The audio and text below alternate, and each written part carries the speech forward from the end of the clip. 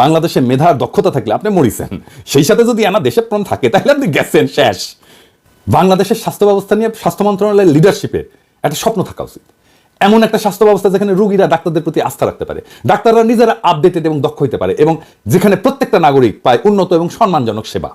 আমরা যদি ডাক্তারদের দক্ষতা উন্নত করতে পারি, সঠিক নেতৃত্ব এবং দিক নির্দেশনা দিতে পারি, এবং জনগণের কাছে স্বাস্থ্যসেবা পৌঁছানোর নতুন নতুন উপায় বের করতে পারি, তবে সেই দিন আর বেশি দূরে না যখন বাংলাদেশে কেউ আর চিকিৎসার জন্য অন্য দেশে ছুটবে না, বরং বিশ্বের মানুষ বাংলাদেশে আসবে উন্নত চিকিৎসার আশায়। আসেন আমরা সবাই একসাথে কাজ করি, স্বাস্থ্য মন্ত্রণালয়, নার্স, চিকিৎসক, স্বাস্থ্যকর্মী এবং সাধারণ জনগণ স্বাস্থ্যসেবার এই কাঙ্ক্ষিত পরিবর্তন আনার জন্য।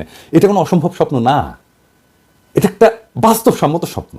এটা একটা বাস্তবতা হইতে পারে যদি সবাই আমরা উদ্যোগ নিই, নেতৃত্ব দিই, স্বপ্ন দেখি এবং বাংলাদেশকে একটা স্বাস্থ্যসেবার মডেল দেশে রূপান্তরিত করার জন্য ঐক্যবদ্ধভাবে আগায় যাই এবং মিশনটা নেই। যদি মনে করি আমরা যাবো, আমরা যেতে পারবো।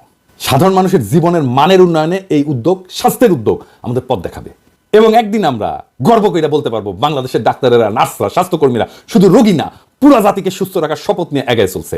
ইনকিলাব জিন্দাবাদ।